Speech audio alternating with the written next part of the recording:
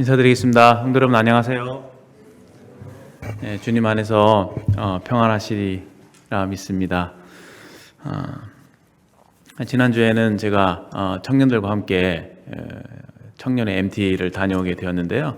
그때 저희 이제 청년의 2학기 때 이제 교회에 대해서 배우고 있습니다. 그래서 이번에 다른 외부의 교회에 대해서 참 이렇게 교회를 사랑하시는, 또 교회에 대한 가르침이 참 좋으신 그런 형제님 모시기를 원했지만 굉장히 건강상의 문제로 이제 부랴부랴 주님께서 이제 그 다른 대체 내부 인력 일꾼을 세워주셔서 또 청년들에게 말씀을 주셨는데, 그 아마 짧은 기간이고 참 이렇게 준비하는 시간이 많지 않았을 텐데도 불구하고 하나님께서 이 청년들을 사랑하셔서 또 교회에 대한 합당한 그런 말씀들을 주신 것 같아서 너무 참 감사하고, 저희 방금 이 찬양 부른 것과 같이 이 머리 대신 주님께서 교회를 얼마나 그 양육하시고 보호하시고 돌보시는지 그런 것들을 참 많이 느끼게 됩니다. 특히나 제가 부족한 제가 하나님 말씀을 나눌 때마다 그런 기도를 드리게 되는데, 참 하나님께서 교회를 사랑하시기 때문에 몸된 교회를 이렇게 돌보시고 먹이시고 또 양육하시는 그런 일에 참 마음을 쏟고 계신다고 생각이 되어지고, 그래서 부족한 저를 통해서도 이렇게 하나님께서 말씀을 교제케 하시는 것에 대해서 참 감사드리고, 우리가 모일 때마다 참 주님의 약속대로 또 성령의 충만한 인도하심을 주셔서 우리로 하나님 말씀에 또 주목하게 하시고 또 이렇게 하나님께 기도할 수 있는 이런 놀라운 시간을 허락하시는 하나님의 은혜에 대해서 참 감사하는 마음이 있습니다. 오늘 저녁에는 사무엘하 7장에 있는 말씀을 좀 살펴보면서 주님이 주시는 몇 가지 교훈을 좀 생각해 보고자 합니다. 오늘 7장에는 다윗에게 주신 하나님의 언약, 다윗에게 주신 하나님의 언약, 흔히 이제 다윗의 언약이라고 사람들이 이렇게 말하곤 하는데요. 다윗에게 주신 하나님의 언약이 어떤 것인지 한번 살펴보고 그 이후에 이제 다윗이 어떤 기도를 드렸는지 이런 내용으로 전개되고 있습니다. 먼저 제가 다 읽지는 못하겠고요. 7장 1절부터 17절까지의 말씀을 읽어드리도록 하겠습니다. 성도 여러분께서 성경을 펴신 다음에 이렇게 한자 이렇게 좀 짚어가시면서 좀 말씀을 묵상하는 마음으로 읽어주시고 또 말씀을 들어주시면 감사하겠습니다. 7장 1절, 사무엘하 7장 1절. 여호와께서 주의 모든 원수를 무찌르사 왕으로 궁에 평안히 살게 하신 때에 왕이 선지자 나단에게 이르되, 볼지어다 나는 백향목 궁에 살거늘 하나님의 궤는 휘장 가운데 있도다. 나단이 왕께 아뢰되, 여호와께서 왕과 함께 계시니 마음에 있는 모든 것을 행하소서 하니라. 그 밤에 여호와의 말씀이 나단에게 임하여 이르시되, 가서 내 종 다윗에게 말하기를, 여호와께서 이와 같이 말씀하시되, 내가 나를 위하여 내가 살 집을 건축하겠느냐? 내가 이스라엘 자손을 애굽에서 인도하여 내던 날부터 오늘까지 집에 살지 아니하고 장막과 성막 안에서 다녔나니, 이스라엘 자손과 더불어 다니는 모든 곳에서 내가 내 백성 이스라엘을 먹이라고 명령한 이스라엘 어느 지파 가운데 하나에게 내가 말하기를, 너희가 어찌하여 나를 위하여 백향목 집을 건축하지 아니하였느냐고 말하였느냐? 그러므로 이제 내 종 다윗에게 이와 같이 말하라. 만군의 여호와께서 이와 같이 말씀하시기를, 내가 너를 목장 곧 양을 따르는 데에서 데려다가 내 백성 이스라엘의 주권자를 삼고, 내가 가는 모든 곳에서 내가 너와 함께 있어 내 모든 원수를 내 앞에서 멸하였은즉 땅에서 위대한 자들의 이름같이 내 이름을 위대하게 만들어 주리라. 내가 또 내 백성 이스라엘을 위하여 한 곳을 정하여 그를 심고 그를 거주하게 하고 다시 옮기지 못하게 하며, 악한 종류로 전과 같이 그들을 해하지 못하게 하여 전에 내가 사사에게 명령하여 내 백성 이스라엘을 다스리던 때와 같지 아니하게 하고, 너를 모든 원수에게서 벗어나 편히 쉬게 하리라. 여호와가 또 내게 이르노니, 여호와가 너를 위하여 집을 짓고 내 수완이 차서 내 조상들과 함께 누울 때에 내가 내 몸에서 날 내 씨를 내 뒤에 세워 그의 나라를 견고하게 하리라. 그는 내 이름을 위하여 집을 건축할 것이요 나는 그의 나라의 왕위를 영원히 견고하게 하리라. 나는 그에게 아버지가 되고 그는 내게 아들이 되리니 그가 만일 죄를 범하면 내가 사람의 매와 인생의 채찍으로 징계하려니와 내가 내 앞에서 물러나게 한 사울에게서 내 은총을 빼앗은 것처럼 그에게서 빼앗지는 아니하리라. 내 집과 내 나라가 내 앞에서 영원히 보존되고 내 왕위가 영원히 견고하리라 하셨다 하라. 나단이 이 모든 말씀들과 이 모든 계시대로 다윗에게 말하니라. 지난 시간에는 이 사무엘하의 이제 전체적인 분위기, 그 전에 있었던 일들 좀 이렇게 좀 복귀해 보게 됐을 때, 여호와의 개가 빼앗겼죠. 계속 그 이스라엘은 그 블레셋과 전쟁 중에 있었고, 사사 시대에 이제 사무엘이 있을 때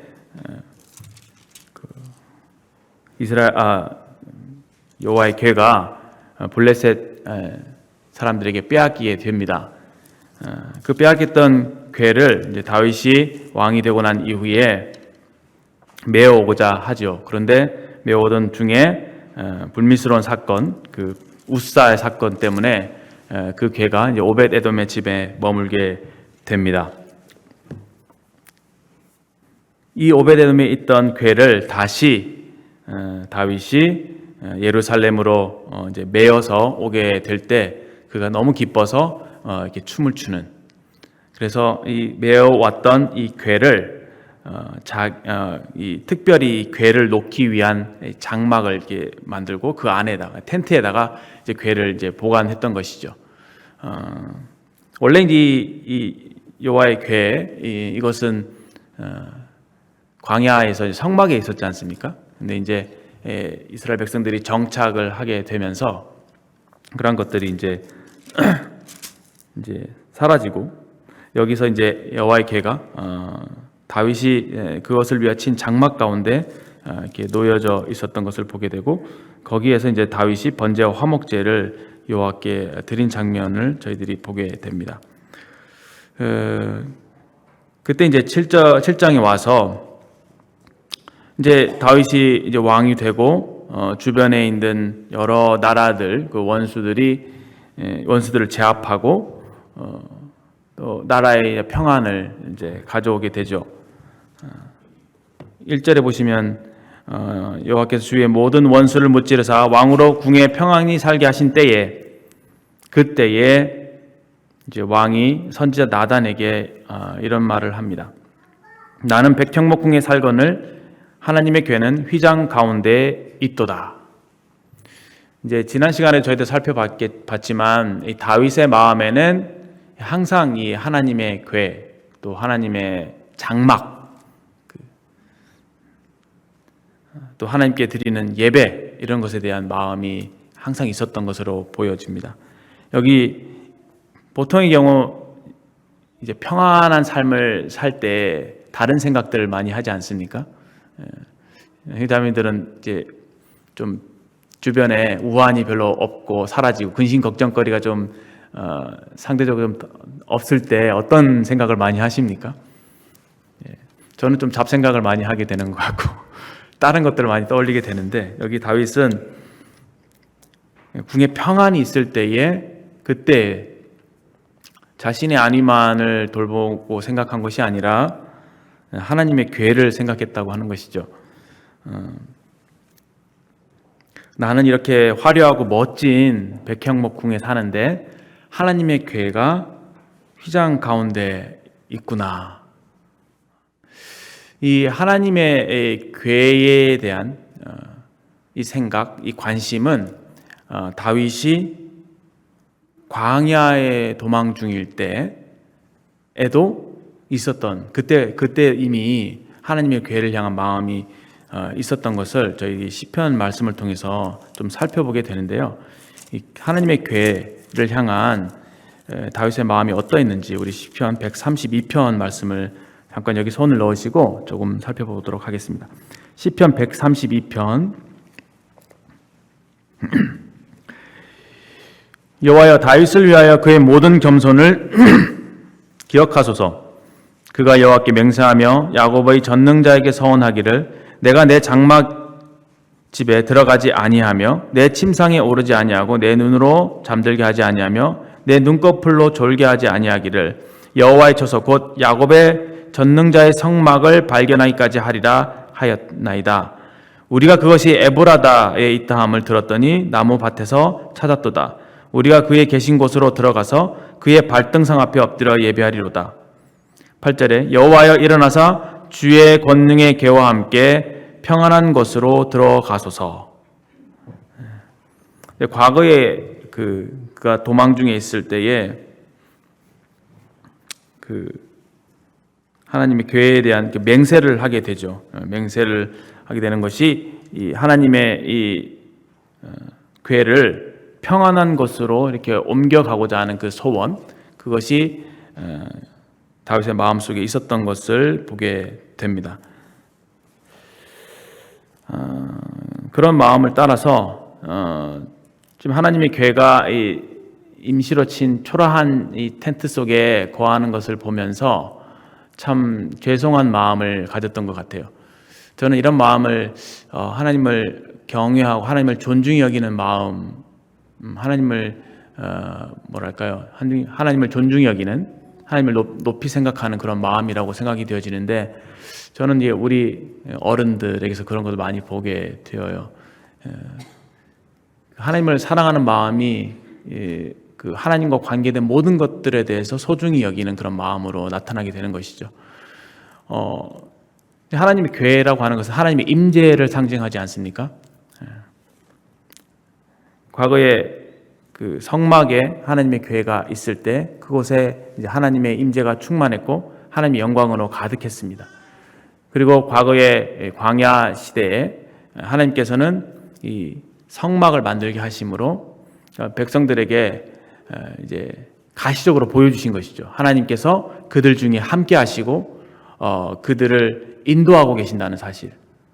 그래서 그 백성들이 성막을 바라볼 때마다 얼마나 그 마음에 든든함이 있었겠습니까? 아, 하나님이 저기 계시는구나. 낮에는 불기둥으로, 구름기둥으로, 밤에는 이제 불기둥으로 이렇게 인도하시는 그 모습을 저희들이 상상해 보게 될 때 정말 이 눈에 가시적으로 보이는 그런 하나님. 어떻게 보면은 이 성막을 만들게 하신 것이 하나님께서 정말 이스라엘 백성들을 배려하시고 사랑하셔서 글쎄요, 하나님을 위해서 집을 만든다, 하나님이 거할 곳을 만든다고 하는 것이 어떻게 생각하면 하나님께 대한 큰 모독이 아닐까 생각이 듭니다. 왜냐하면 솔로몬이 고백하고 있는 바 하늘과 하늘들의 하늘이라도 주를 용납하지 못한다고. 하나님은 광대하신 하나님이고 무소부재하신 하나님이시잖아요. 안 계신 곳이 없으시고 그 하나님을 감히 어떠한 눈이 가시적인 인간이 만든 어떤 그 장소에다가 하나님을 이렇게 어떻게 가두어 둔다, 그곳에 모신다고 하는 자체가 사실 맞지 않는 얘기죠. 마치 하나님의 그 눈에 보이지 않는 그 영광, 그것을 표현하기 위해서 어떤 사람이 볼 수 있는 형상을 만드는 것을 하나님께서 금하신 것처럼, 어떻게 우리가 하나님을 위해서, 인간이 하나님을 위해서 집을 만들 수 있었겠습니까? 그런데 성막을 하나님께서 만들도록 명령하신 것이 참 하나님께서 이스라엘 백성들을 향하신 배려였다라는 생각을 좀 하게 됩니다. 물론 그곳에서 성막이 나타내는 바 우리 주 예수 그리스도에 관한 여러 가지 많은 진리들을 담고 있고, 또 그것이 하늘의 모형을 따서 하늘의 식양대로 짓도록 하신 하나님의 명령이었고 하나님 뜻이었다는 것을 알게 되지만, 그것을 허락하신 것 자체가 참 하나님의 은혜였다는 생각을 하게 되는 것이죠. 이제 막 이집트에서 나와서 하나님의 존재 자체에 대해서 잘 모르고 하나님에 대한 믿음도 없는, 하나님에 대해서 잘 알지 못하는 그 이스라엘 백성들에게 광야 생활을 통해서 하나님이 어떠한 분이신지를 가르치기 위해서 하나님이 그들 중에 함께 하시면서 얼마나 신실하게 그들의 삶을 인도하시는지를 참 보여주신 것이죠. 광야에서 그들은 참 하나님을 많이 경험했던 것으로 저희들이 보여집니다. 여기 이제 성전을 이제 짓는 장면이 나오는데, 이제 과거에 그 광야 시대 때는 성막에 하나님의 임재가 있었다고 한다면 이제 그것이 이제 사라진 상태에서 괴만 이렇게 남아 있는 상태인데 당연히 그런 마음을 가질 수 있겠죠. 과거에 성막에 거하셨던 것처럼 이제는 우리가 이스라엘 땅에 정착했으니 내가 궁에 거하고 또 백성들이 영구적인 그 집에 거하는 것처럼 우리 하나님도 영구적인 처소가 필요하겠구나라는 생각을 자연스럽게 인간이라면 하게 되는 것 같아요. 왜냐하면 하나님 교회가 이 초라한 곳에 머무는 것을 볼 때 너무 사실 그렇잖아요. 나는 이렇게 완벽하고 좋은 집에 거하는데 우리 하나님은 참 이렇게 초라한 곳에 계신 것 같은 그런 어떤 인간적인 생각을 하게 되는 것이죠. 그러한 어떤 하나님을 향한 열정이랄까요? 하나님을 존중히 여기는 그 마음이랄까요? 이것이 발로가 되어서 그 나단에게 이런 말을 하면서 넌지시 이제 내가 하나님을 위해서 집을 짓고 싶다라고 하는 말을 나단에게 하게 된 것이죠. 여기서 흥미로운 장면은 뭐 나단이 하나님께 나아가서 하나님 다윗이 이런 얘기를 하더이다. 그가 마음속에 성전을 짓고 싶은 마음이 있다고 하는데 하나님 어떻게 생각하십니까? 이렇게 묻지 않았어요. 그래서 좀 흥미로운 사실은 하나님이 그것을 아시고 하나님이 먼저 말씀을 하십니다.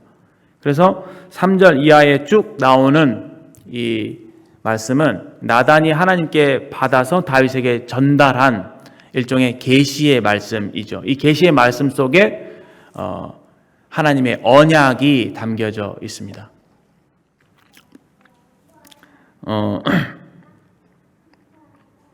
그 이제 언약의 내용을 이렇게 대략적으로 보게 되면 하나님께서 먼저는 내가 언제 그 어느 누구에게 내 집을 건축하라고 한 적이 있었니? 라고 물으시면서 하나님이 말씀하시는 그 의도가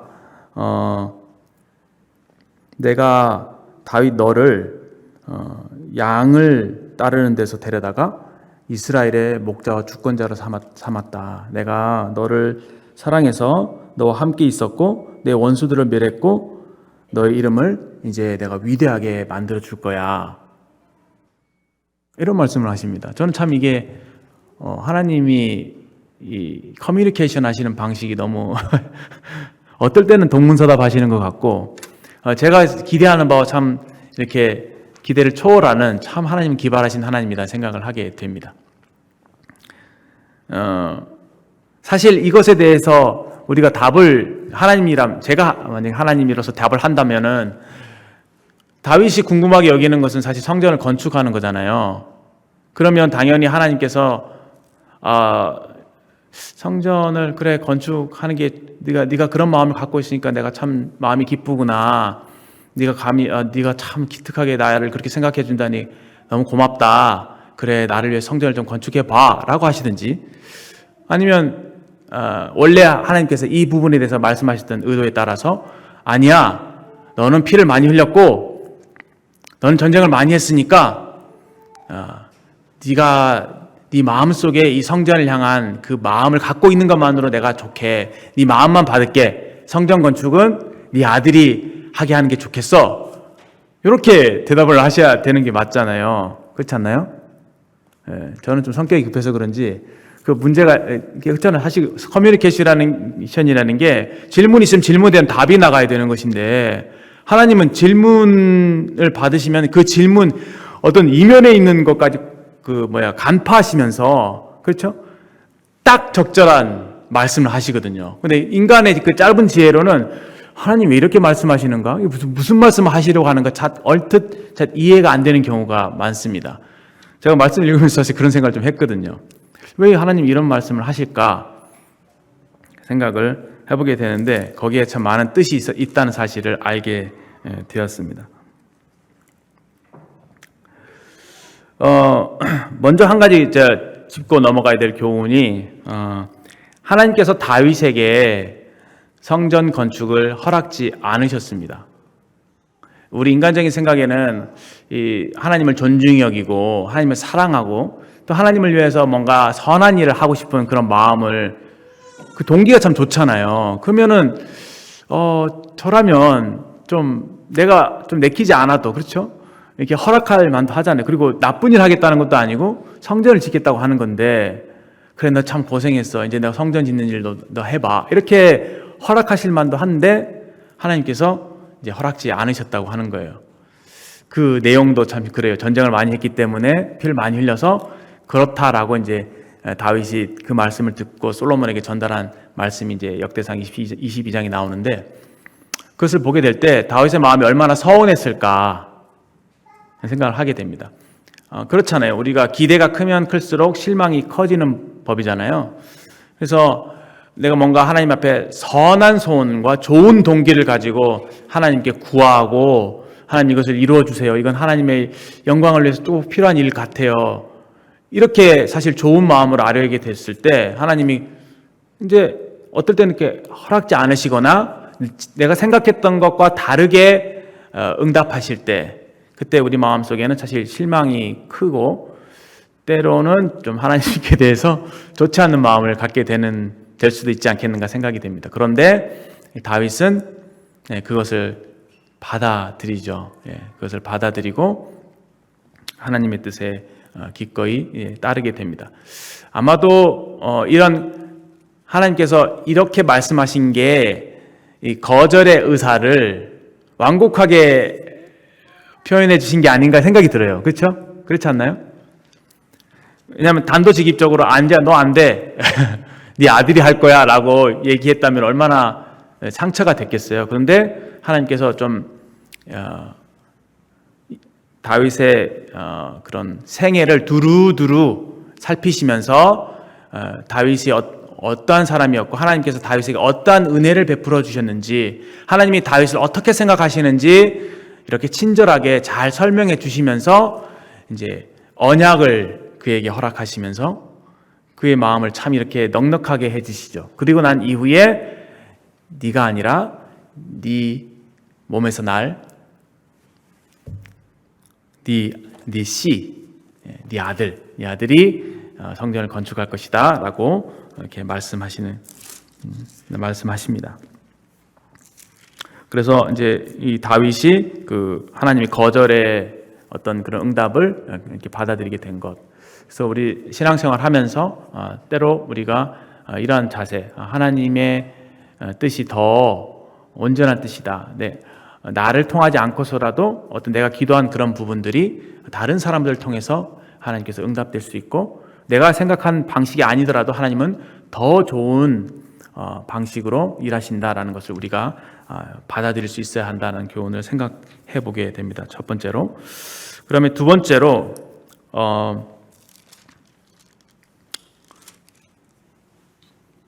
생각해 볼 수 있는 부분이 여기서 그 하나님의 은혜가 헌신에 선행된다. 하나님의 은혜가 선행보다 앞선다라고 하는 그런 교훈을 생각해 볼 수가 있는데요. 그것은 다름 아닌 하나님께서 여기 나타나셔서 8절 이하에 보시면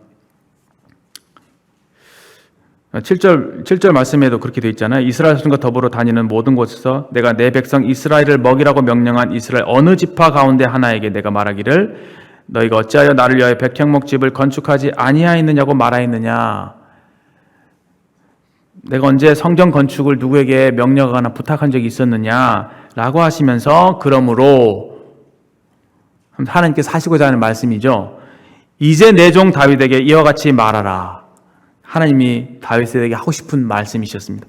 만군의 여호와께서 이와 같이 말씀하시기를 내가 너를 목장 곧 양을 따른 데서 데려다가 내 백성 이스라엘의 주권자로 삼고. 양치는 목동이었잖아요. 양치는 목동, 아주 비천하신 분이었고 그 이세의 아들 중에서도 막내면 사실은 아무런 그런 존대를 받지 못하는 그런 아들이었을 텐데, 양이나 치는 이런 대우를 받는 아들이었는데 그를 하나님께서 데려다가 이스라엘의 목자로, 또 이스라엘의 주권자로 삼아 주신 것이죠.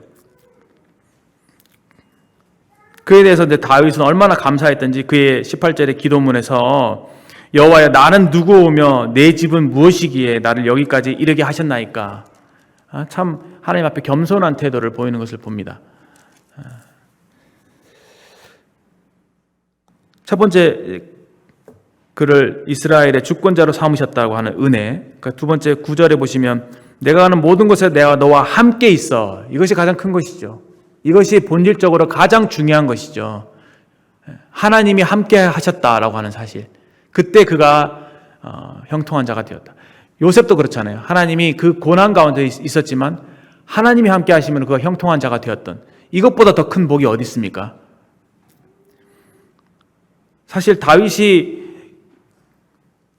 사울에게 쫓기고 압살롬에게 쫓기고 그가 눈물 골짜기를 지나고 많은 고난 가운데 있을 때에도, 그때 당시에는 사실 그걸 잘 깨닫지 못했겠지만 지나고 난 뒤에 그 인생을 돌이켜보게 됐을 때 하나님이 계속 함께 하셨던 거예요. 그렇기 때문에 그 고난 중에서 그 하나님을 경험한 그 시를 엄청 많이 쓰잖아요. 그렇죠? 지나고 나니까 그것이 보물이었다는 것을 알게 되죠. 너와 함께 있어. 이 하나님이 함께 계신다라고 하는 것이 정말 본질적으로 중요한, 가장 중요한 부분이 아닐까 생각이 됩니다.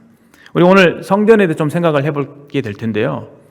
성전의 본질도 사실 그거죠. 성막에서도 하나님이 이스라엘 백성과 함께 하심을 나타내 주시려고 성막을 짓게 하신 거고, 성전도 마찬가지죠.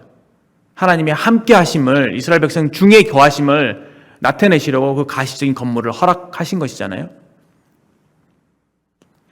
요한복음 1장에 왔을 때 말씀이 육신이 되어 나타나신 우리 주 예수 그리스도를 요한은 이렇게 기록하지 않습니까? 말씀이 육신이 되어 우리 가운데 거하심에. 그러니까 예수님은 임마누엘이라고 하는 이름이 너무 합당하신 분이에요. 하나님이 정말 우리와 함께 하시기를 원하셔서 아드님을 보내셔서 우리와 함께 하심을 나타내 주신 거죠. 그 이름에서부터 임마누엘, 하나님이 우리와 함께 하시다. 우리가 성막을 생각할 때, 성전을 생각할 때 좀 마음속에 생각해 볼 수 있는 하나님의 마음 중에 하나가, 그 하나님은 우리와 함께 하시기를 원하시는 하나님이시다 라는 그 부분입니다. 여기 다윗의 생에 함께 하시는 하나님, 그래서 그 모든 원수를 내 앞에서 멸하였은 즉, 이와 같이 하나님이 다윗을 지키시고 그의 원수들을 쫓아내 주시고 그에게 형통한 길을 보여주시고 비로소 이제 왕으로 삼으시고 그를 여기 말씀처럼 위대한 자들의 이름같이 내 이름을 위대하게 만들어 주리라, 이렇게 다윗의 이름을 높여주신 그 하나님, 이러한 은혜가 다윗에게 있었던 것이죠. 그래서 다윗은 자기의 생애를 돌이켜보게 될 때 나 평생의 선하심과 인자하심이 항상 나를 따르리 했던 그 하나님이 나의 삶에 함께 하셔서 나에게 이와 같은 큰 은혜를 베풀어 주셨구나 라는 것들을 마음에 기억했을 것입니다. 이 말씀을 들을 때. 그래서 이 하나님의 은혜를 아는 것, 은혜를 깨닫는 것이 우리의 이 헌신이나 봉사보다 더 선행되어야 된다라고 하는 교훈을 생각해 볼 수 있는 것이죠. 그가 하나님께서 성전을 지어 말어 헌신을 이렇게 말씀하시기 전에 은혜를 일깨워 주시는 이유가 여기에 있지 않나 생각이 됩니다. 그리고 또 한 가지 중요한 부분은 양들을 돌보는 것이 성전을 짓는 것보다 더 중요하다. 감히 그렇게 말씀을 드리고 싶어요. 양들을 돌보는 것이 성전을 짓는 것보다 중요하다. 적어도 다윗에게 있어서는 그랬습니다. 우리 지난 시간에 우리 노명재 형제님을 통해서 다윗 왕을 이스라엘의 목자로 부르셨다고 들었잖아요. 목자. 하나님의 마음이 어디 있냐면은 하나님의 마음은 이스라엘 백성들에게 있는 거죠. 이스라엘 백성들의 더 자세히는 이스라엘 백성들의 마음에 있는 것입니다. 하나님은 정말 우리의 마음에 거하기를 원하시잖아요. 이스라엘 백성들을 얻기를 원하시는 것이죠.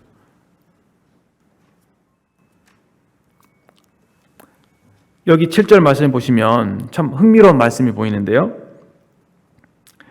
여기 내가 내 백성 이스라엘을 먹이라고 명령한 이스라엘 어느 지파들 가운데, 여기 보면 어느 지파라고 했을 때 이게 사사라고 이제 이렇게 주의 보시면 나와 있는데요.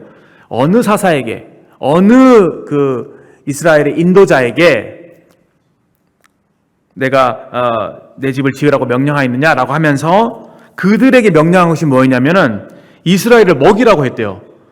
이 말씀 참 흥미롭습니다. 왜냐하면 우리가 흔히 사사라고 알고 있는 인물들은 이스라엘이 범죄했을 때 하나님 사사를 일으켜서 그들을 어떤 큰 힘으로 능력으로 구원하는 일을 했잖아요. 사사들이 이스라엘 백성들을 먹였다라고 하는 기록을 글쎄요 잘 매칭하기가 참 어렵다고 생각이 됩니다. 특히 삼손 생각해 보십시오. 삼손 그 힘의 아이콘이잖아요. 삼손이 뭐 하나님의 말씀을 이스라엘 백성들에게 먹였다 이렇게 생각하기 참 어렵잖아요. 근데 하나님께서는 그 이스라엘 사사를 비롯한 그 전에 있었던 이스라엘의 인도자들에게 요구했던 가장 중요한 명령이 백성들을, 내 백성을 먹이라 라고 하는 거였다는 겁니다. 주님이 베드로에게 그 내 양을 먹이라 이렇게 말씀하시잖아요. 내 양을 치라, 내 양을 먹이라. 하나님 참 이스라엘 백성들을, 자기 백성들을 사랑하시는구나. 자기 백성들을 이렇게 돌보시는구나. 특히나 이제 먹이는 것의 중요성. 이 하나님 말씀으로써 이 영의 양식을 백성들에게 먹이게 될 때 그 백성들이 행복할 수 있고 평안할 수 있고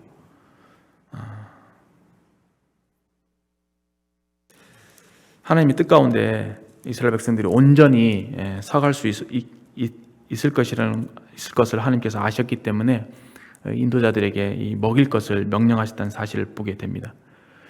그렇기 때문에 지금 이스라엘의 목자가 된 다윗에게 요구되어지는 가장 첫 번째 임무라고 한다면, 의무라고 한다면 역시나 백성들을 먹이는 일이었을 것입니다. 이 성전을 짓도록 요구한 일에 대해서 제가 성경을 많이 찾아보려고 해봤는데 아무리 찾아봐도 이것이 하나님의 마음에 들었는지라 라고 하는 표현을 잘 발견하기가 어려운 것 같아요. 대신에 지난번에 우리가 솔로몬을 통해서 살펴봤듯이 솔로몬이 뭘 구합니까? 지혜를 구하죠. 무엇을 위해서 지혜를 구합니까? 누구를 위해서? 하나님의 백성들을 위해서. 하나님의 백성들을 위해서. 하나님의 마음이 하나님 백성들에게 있는 거예요. 그러니까 이 백성들을 어떻게 내가 잘 재판하고 그들을 하나님의 말씀에 따라 잘 인도할 수 있을까요? 제게 지혜를 주십시오 하고 한 이 지혜를 구한 것을 하나님이 기뻐하셨다는 거예요. 누구 때문에? 이스라엘 백성들 때문에. 참 하나님께서 제가 처음 시작할 때도 말씀을 드렸지만 참 성도님들을 사랑하시는 것 같습니다.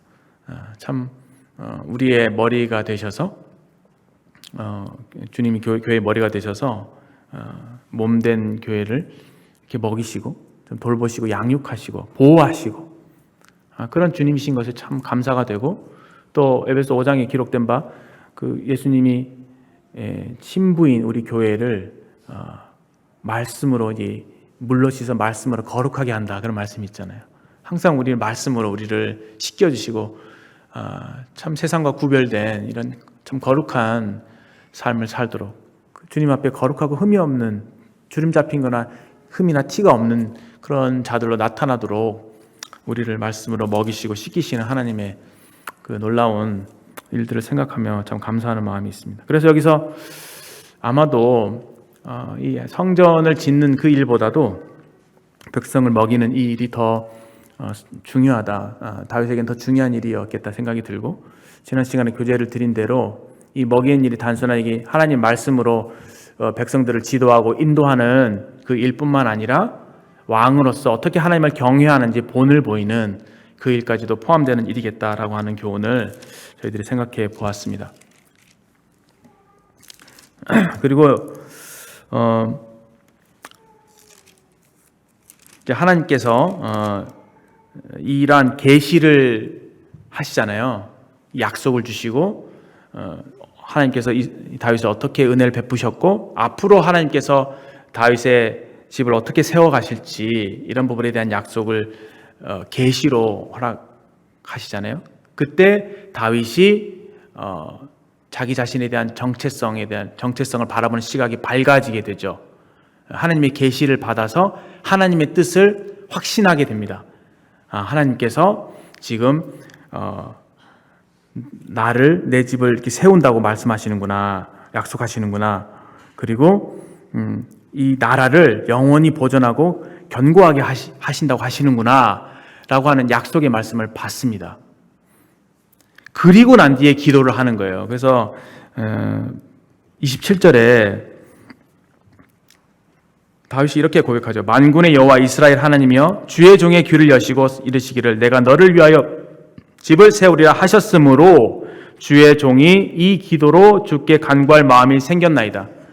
하나님의 말씀의 계시가 우리로 하나님의 뜻에 대한 확신을 가지게 하고 기도하게 하는구나. 그런 교훈을 좀 생각해 보게 되었습니다. 많은 경우에 저희들이 눈에 보이는 필요를 갖고 하나님께 그냥 기도할 때가 많지 않나요? 저도 그럴 때가 참 많은데 그렇게 분별되어집니다. 먼저는 우리에게 필요한 것은 하나님의 뜻을 아는 하나님의 이 계시의 말씀, 우리에게 지혜와 계시의 영을 주사 하나님을 알게 하시고 우리의 마음의 눈이 밝아져서 하나님의 뜻이 우리에게 밝히 조명되어야 될 때 그 하나님의 뜻 가운데서 내 인생을 바라보고 지금에 있는 문제를 바라보게 됐을 때 이것에 대해서 어떻게 하나님께 기도해야 될지를 분명하게 알게 되는, 또 말씀 가운데서 하나님께서 주시는 그 약속의 말씀을 붙들고 우리가 기도할 수 있기 때문에 기도보다도 하나님의 계시의 말씀이 선행되어야 된다라고 하는 교훈을 여기 말씀에서 찾아볼 수 있었습니다.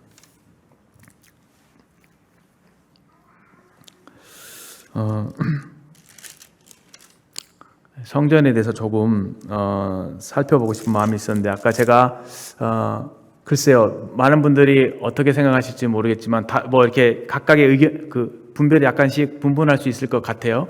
그러나 제가 처음 말씀드렸다시피 성막이나 성전이나 이러한 눈에 가시적으로 보이는 그런 것들이 결코 하나님을 위한 것은 아니다. 물론 다윗이 이 성전은 하나님을 위한 것이다 라고 표현을 하긴 했지만 그것은 이 성전은 하나님께 예배를 드리기 위한 곳이다 라고 하는 개념인 것이지 하나님을 위해서, 하나님의 어떤 유익을 위해서 하나님이 어떤 인간이 만든 어떤 그런 집을 필요로 하신 것이 아니다라고 하는 것이죠. 오히려 집을 그런 가시적인 집에 어떤 하나님께서 갖춰놓은 것보다도 다윗과 같이 매일의 삶 속에서 어디를 가든지 하나님과 동행할 수 있다면 그것이 최선인 것이라고 생각되어집니다. 다윗이 사실 그랬잖아요. 다윗의 삶이 그가 광야에 있든 그가 궁전에 있든 초막이나 궁궐이나 내 주 예수 모신 것이 그 어디나 하늘나라라고 한 것처럼 하나님께서는 우리가 어디에 있든지 어디에 가든지 우리가 동행하시기를 바라시는 그런 하나님이신 것을 깨닫게 됩니다. 그런데 하나님께서 이러한 성막은 하나님께서 먼저 명령을 하시고 성전도 하나님께서 허락하시죠. 허락하셔서 그것을 택하십니다. 그 장면이 역대하 6장에 나옵니다. 성전에 관한 조그마한 약간의 기록들을 좀 살펴보도록 하겠습니다. 역대하 6장 몇 말씀들을 보시면 이 성전에 관한 기록들을 좀 볼 수가 있는데요. 6장 1절에 솔로몬이 이르되 여호와께서 캄캄한 데 계시겠다 말씀하셨사오나 내가 주를 위하여 거하실 성전을 건축하였사오니 주께서 영원히 계실 처소로이소이다. 이렇게 되어 있고요. 그 다음에 8절에 여호와께서 내 아버지 다윗에게 이르시되 내가 내 이름을 위하여 성전을 건축할 마음이 있으니 이 마음이 내게 있는 것이 좋도다. 그러나 너는 그 성전을 건축하지 못할 것이요 내 허리에서 나올 내 아들 그가 내 이름을 위하여 성전을 건축하리라. 이렇게 말씀하십니다. 봉헌 기도를 하면서 솔로몬이 18절에 하나님이 참으로 사람과 땅 함께 땅에 계시리까 보소서 하늘과 하늘들의 하늘이라도 주를 용납하지 못하겠거든 하물며 내가 건축한 이 성전이오리까. 이 말씀에서 보듯이 솔로몬도 이 성전이 하나님을 모시기에 참 부적절한 장소였다는 것을 고백하고 있는 것이죠.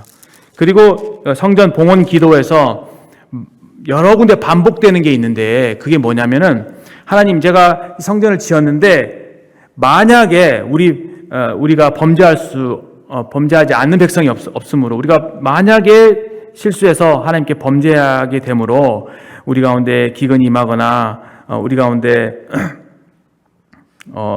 전염병이 있거나 또는 대적들에게 우리가 붙잡혀 가거나 여러 가지 종류로 하나님께 징계를 받았을 때 우리가 있는 그곳에서 이 성전을 향해서 기도하고 회개하고 돌이키면 하나님께서 그 기도를 응답해 주십시오라고 하는, 그 성전을 봉헌하면서 그런 기도를 드리는 것을 봤을 때 이 성전에 했던 중요한 역할 중에 하나가 바로 만민의 기도하는 집이었다라고 하는 것이죠.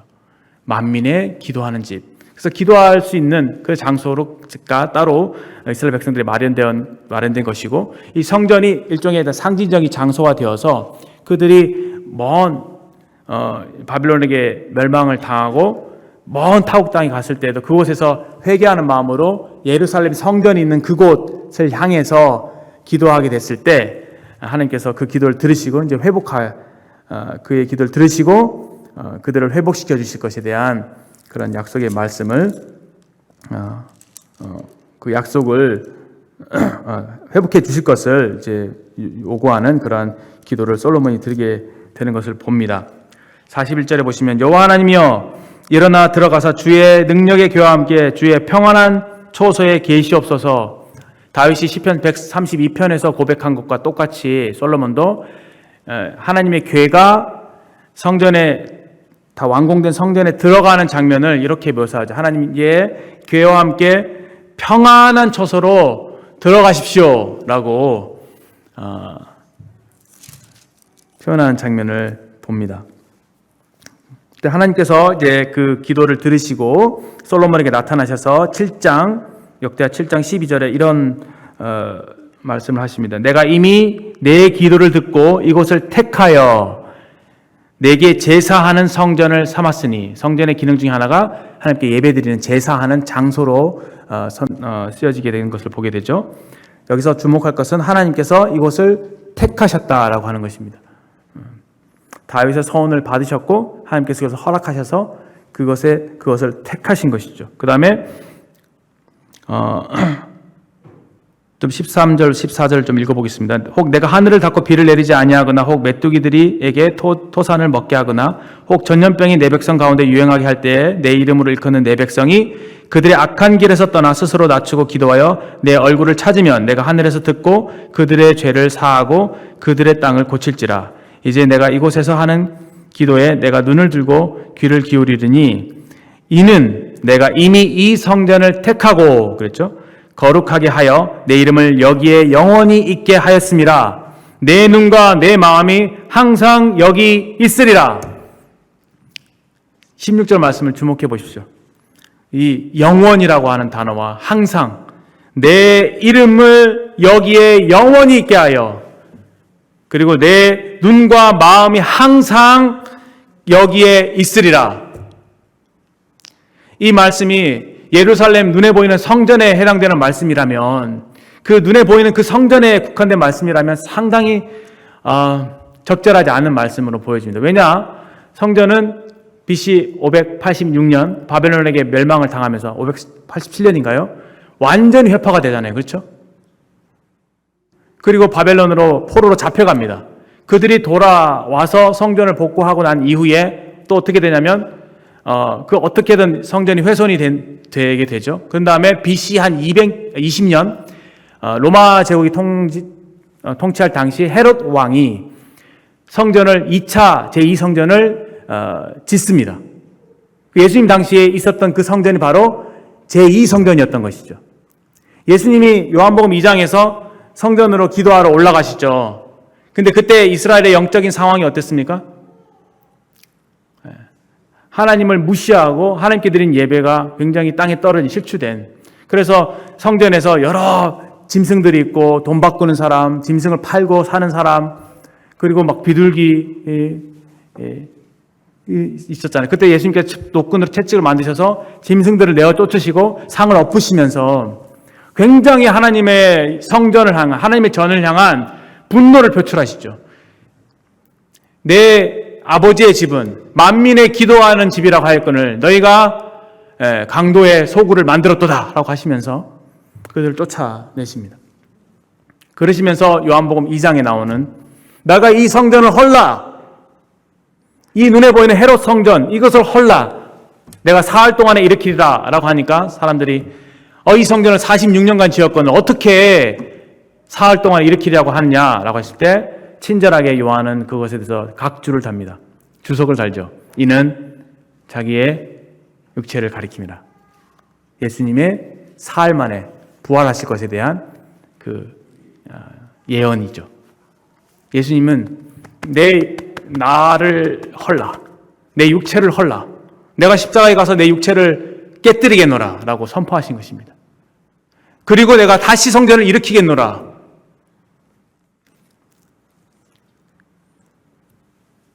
그때 탄생한 성전이 무엇입니까? 교회죠. 교회입니다. 이 놀라운 신약성경에서 우리에게 주는 놀라운 진리, 내가 그리스도와 함께 십자가에 못 박혔다.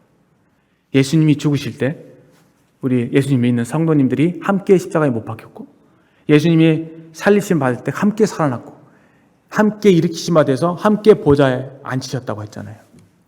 그 예수님 속에 교회가 숨겨져 있던 것입니다. 여러분 형제 자매인 것 제가 예수님의 그 몸이 깨어짐으로 새롭게 성전이 탄생했는데, 그것이 바로 신약 성경에서 교회, 바로 또 작게는 우리 성도님들 개개인, 우리 마음에 하나님께서 실제로 성령을 보내셔서 실제 하시는 성령이 거하시는 거룩한 하나님의 성전이 되게 해 주신 것이죠. 근데 사실 잘 생각해 보세요. 이 땅에 존재하는 눈에 보이는 것 가운데 거룩한 것이 있나요? 거룩한 것? 거룩하다고 말할 수 있는 것이 있나요? 그렇다면 우리 형제 자매들 얼마나 존귀한 존재들입니까? 성도라고 하는 이름이 거저 주어진 이름이 아니잖아요. 거룩한 백성, 하나님께서 거룩하게 하셔서 하나님의 소유로 삼으신 것을 말하고 있죠. 사실 성전도 거룩하지 않습니다. 지금 여기서 하나님께서 내가 이미 이 성전을 택하고 거룩하게 하였다고 했지만 이것이 영원하지 못했어요. 이스라엘 백성들이 하나님을 배반하고 범죄하고 우상을 섬기고 함으로 인해서 그 제2성전도 무너졌잖아요. 유대인들은 예나 지금은 하나님의 본심을 깨닫지 못하고 이면적인, 눈에 보이는, 겉으로 드러나는 형식적인 그 유대 종교 제도들, 율법, 거칠어진 율법들, 눈에 보이는 성전, 이것에 집착하고 있었던 것입니다. 그랬을 때 사도행전에 왔을 때 어떻게 됩니까? 스데반에 대해서 뭐라고 비방합니까? 이 나사렛 예수라고 하는 이 사람이 성전을 헐고 모세가 전해준 율법을 고치겠다. 그 성전과 율법을 걸고 넘어지면서 스데반을 고소합니다. 그렇죠? 그때 스데반이 이스라엘 역사를 훑어가면서 했던 유명한 설교가 사도행전 7장에 나오는데, 잠깐 여기 손을 넣으신 다음에 사도행전 7장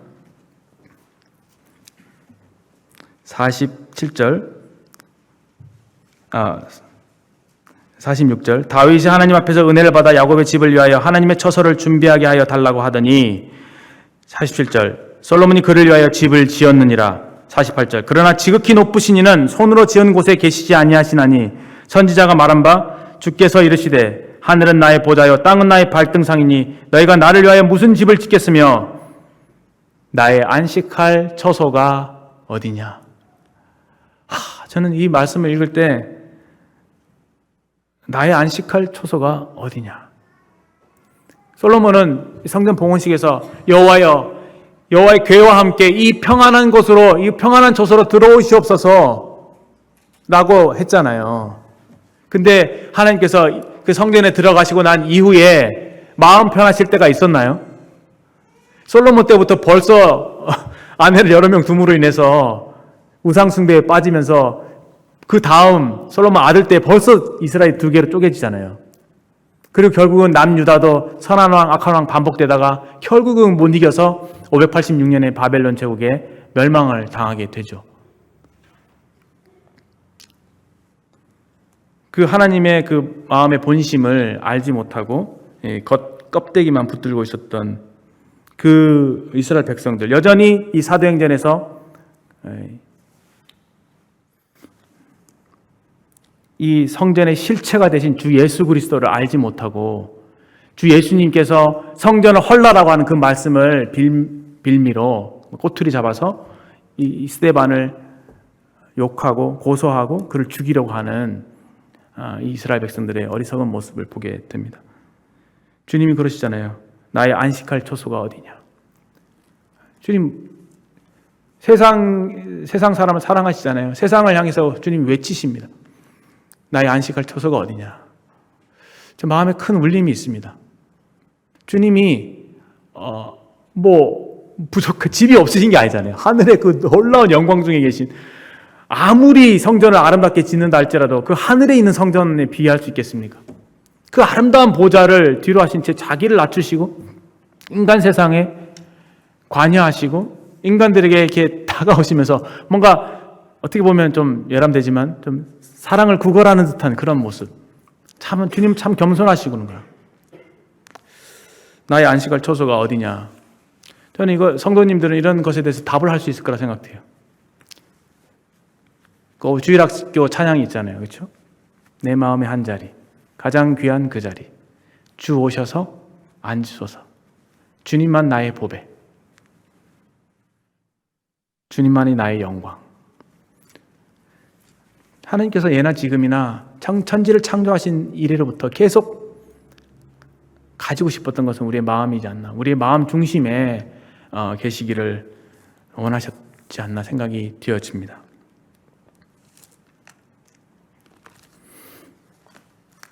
다시 사무엘하 7장으로 넘어와서 이제 다윗의 언약인데요. 그 언약은 이제 11절 이하에 이렇게 말씀하고 계십니다. 보시면 마지막 부분에 보면 여호와가 또 내게 이르노니 여호와가 너를 위하여 집을 짓고라고 했죠. 역시나 지금은 다윗의 마음은 내가 하나님을 위하여 집을 짓겠다고 하는 그런 의도였는데 하나님은 먼저 이렇게 얘기하시죠. 내가 너를 위해 집을 지어줄게. 얼마나 은혜로우십니까? 그렇죠? 우리의 헌신보다 하나님의 은혜가 더 앞서고 있는 것을 봅니다. 내 소환에 차서 내 조상들과 함께 누울 때에 내가 내 몸에서 내 씨를 내 뒤에 세워 그의 나라를 견고하게 하리라. 내 씨 했을 때 이 솔로몬인 것을 1차적으로 표면적으로 알 수가 있습니다. 13절에 솔로몬은 내 이름을 위하여 집 성전을 건축할 것이요 나는 그의 나라 솔로몬의 나라의 왕위를 영원히 견고하게 하리라. 안 맞죠? 영원이라는 단어를 함부로 쓸 수가 있습니까? 영원인데요, 영원. 586년에 망했는데요. 왕조가 진도 없잖아요. 그렇죠? 지금도 예수님 당시 어땠습니까? 요셉의 아들로 예수님이 오셨잖아요. 그때 요셉은 가난한 목수의 아들이었지 왕이 아니었잖아요. 근데 이게 놀랍습니다. 그의 왕위가 영원히 견고하려면은 이 근은 솔로몬 일수가 없습니다. 그렇죠? 바로 우리 주 예수 그리스도. 하나님 마음속 창세전부터 영원전부터 감춰졌던 그 비밀. 주 예수 그리스도를 통해서 그 예수님을 믿는 모든 자에게 복을 주시기를 원하셨던 그 하나님의 간절한 소원.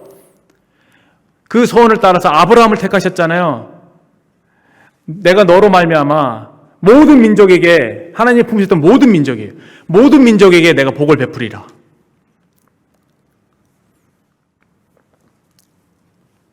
그러시면서 내 씨로 말미암아, 이제 창세기 22장이 넘어왔을 때는 그 아브라함의 그 시험을 통과한 이후에 내 씨로 말미암아 내가 모든 민족에 복을 주겠다 이렇게 또 말씀하십니다. 근데 이스라엘 백성들은 그 선민의식에 갇혀 있었던 것이죠. 전 이방을 품지 못했고 하나님이 좁아져 있었던 것이죠. 우리만이 선민이고 우리만이 하나님의 백성이고 우리만이 거룩한 백성이라고 생각했던 착각에 빠져 있었던 것입니다. 이스라엘 백성을 택해서 그들을 통해서 이방인들에게 하나님의 복을 미치게 하는 것, 그런 뜻이었는데도 불구하고요. 아브라함과 또 누굽니까? 다윗의 자손 예수 그리스도. 이제 이 아브라함에게 했던 언약을 이어서 다윗의 언약으로 하나님께서 다시 말씀하시죠. 내가 내 집과 내 나라가 내 앞에서 16절에 영원히 보존되고 내 왕위가 영원히 견고하리라. 다윗의 왕위가 영원히 견고했나요? 다윗의 집이 영원히 보존되었나요? 다윗의 나라가 영원히 있었나요? 잠시 흩어졌잖아요. 그렇죠? 망해갖고 로마족이 망해서 나라 없이 떠돌다가 근래에 근대에 와서 이제 독립을 한 것으로 저희들 알고 있는데, 영원이라고 하는 말을 이게 해당되려면 이거 걸맞는 분은 주 예수 그리스도밖에 없습니다. 그래서 많은 분들이 이 말씀을 주 예수님을 예견하는, 주 예수님을 가리키는 그러한 언약으로 말씀하신 것을 봅니다. 그러니까 하나님께서 이 상황 속에서 하나님의 그 속마음을 살짝 내비치신 거죠. 그렇게 보여져요. 하나님의 언약을 통해서 하나님의 속마음, 아브라함의 그 믿음의 도를 따른 모든 믿는 자에게, 예수님을 믿는 자에게 복을 주시고자 하는 그 하나님의 마음이 아브라함의 언약에서 표현됐다고 한다면, 이제 이곳에서 참된 왕, 사랑으로 다스리시는, 죽음으로 죽음을 이기시고 우리를 영원한 하나님께로 인도하실 수 있는 신실하신 우리의 왕 되신 주 예수 그리스도, 이분의 오심, 이분의 나라, 그 나라가 견고할 것을 약속하셨습니다. 물론 이 말씀은 이스라엘에게 주신 약속이기 때문에 1차적으로 그렇기 때문에 천년왕국 때 이 말씀이 이루어질 것입니다. 우리 주님을 통해서. 그러나 이 주님의 나라는 영원하죠. 그렇죠. 주 예수님을 믿는 교회, 우리들이 영원한 것처럼 영원합니다. 이러한 약속을 우리에게 주신 참 하나님께 감사드리고, 우리가 얼마나 깨끗해야겠나, 우리 주님의 신부고 주님의 성전인데 얼마나 참 깨끗해야겠나 생각을 하게 됩니다. 이것이 하나님의 간절한 소원이라면, 우리가 깨끗하지 못하기 때문에 하나님께서 나와 동행할 수 없으시다면 내가 얼마나 주님 앞에 더 깨끗하고 정결한 삶을 사모해야겠는가 생각을 해보게 됩니다.